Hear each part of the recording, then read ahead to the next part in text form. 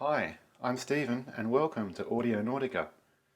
These are the first speakers that I ever bought, Polk Audio Mini Monitors. So today we're going to have a close look at these and also talk about why you should buy the best speakers that you can afford.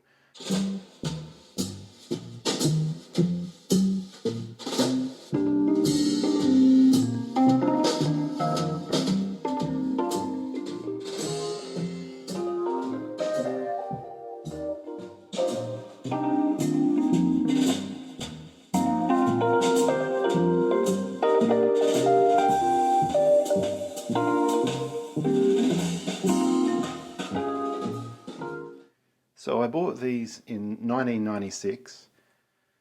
As I mentioned, they're the first speakers I ever bought. I bought them when I was really interested in home theatre was the big thing back then in the mid-90s. And I bought these to be my rears. They were the first speakers I bought because they were the cheapest. I couldn't afford to buy fronts. So I bought these as rears, and I still have them, and they are still my rears on my home theatre. I went digging through my file, and here's the original receipt. Stereo Suppliers, 153 Elizabeth Street, back when they existed. 2nd of the 2nd, 1996, I bought these, and I paid $285 for them, which to me back then seemed like an incredible amount of money. I was a student at the time, but I have had these speakers now for over 25 years. So what that means is that these speakers have cost me about $11 a year for the entire time that I've had them. That is incredible value. Here's the original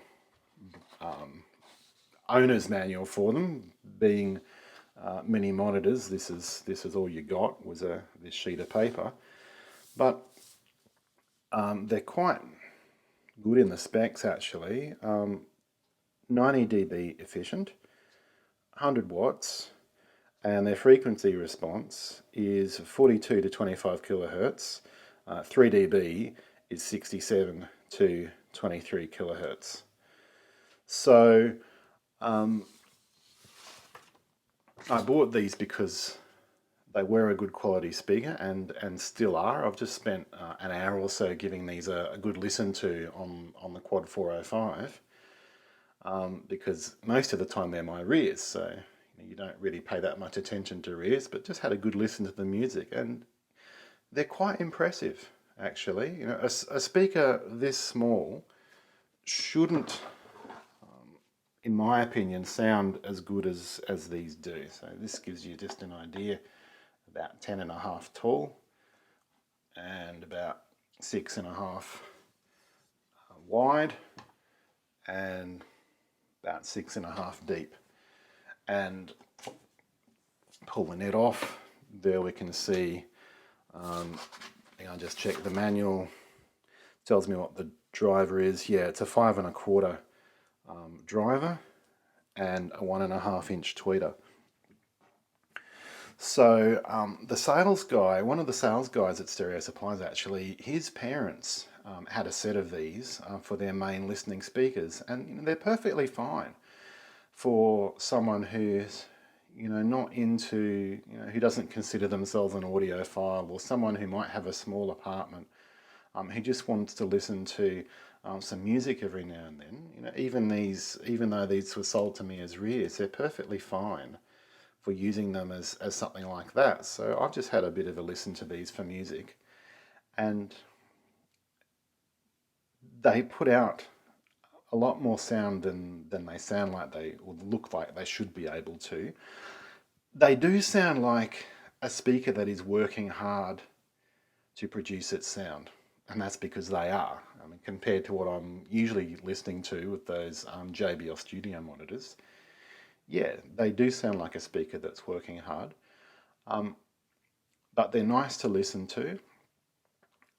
For what they are, I thought they had reasonably good bass response for a small speaker.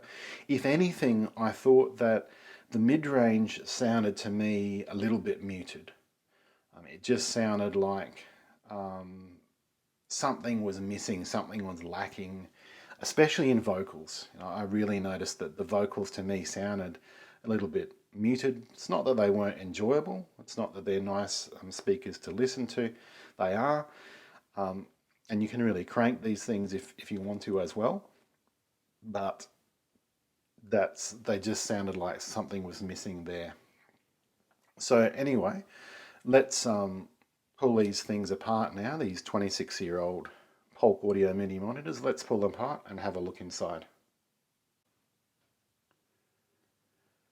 Okay, so here we are. So firstly we can just see at the back, just as one would expect, spring terminals, stick-on sticker, which I've got to glue back on because it keeps falling off.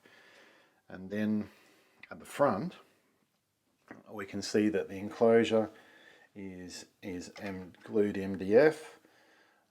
There's no sound deadening material at all whatsoever. Small port.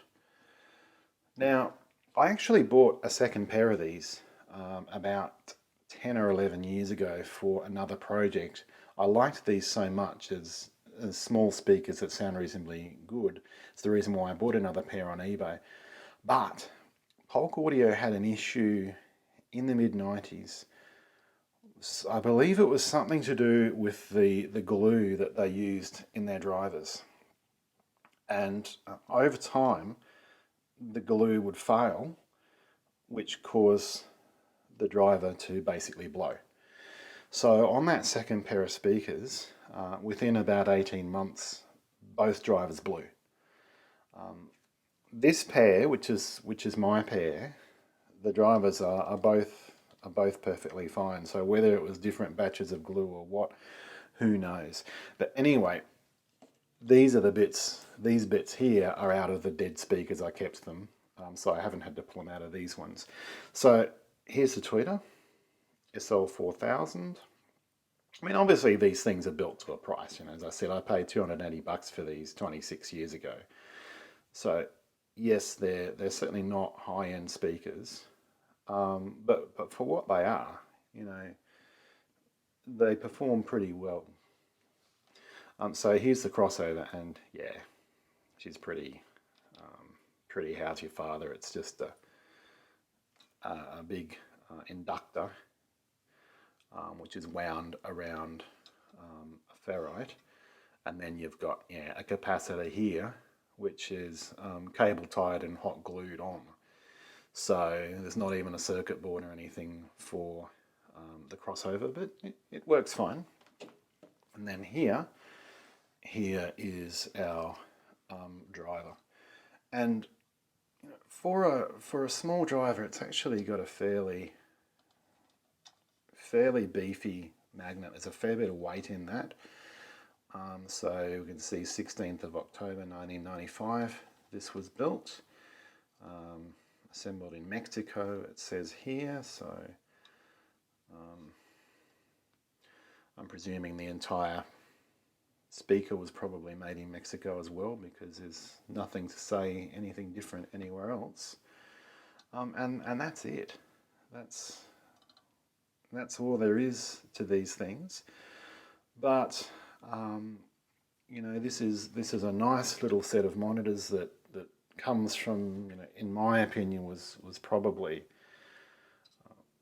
one of the good times for Polk Audio. As I said, the first set of speakers that I ever bought, and I still have them. And I don't see any reason why these can't continue to be my rears until they die. So I think this is really a classic example as to why you should always buy the best speakers that you can for the application, because there's a good chance that you'll be able to keep them for a very, very long time, and they'll give you many, many years of listening pleasure, as indeed these Polk Audio Mini Monitors have given me. So thank you so much for joining me. This has been my audio journey number 1, the first set of speakers I ever bought. Please subscribe to my channel and give me a thumbs up, and I really look forward to seeing you on the next one. Bye for now.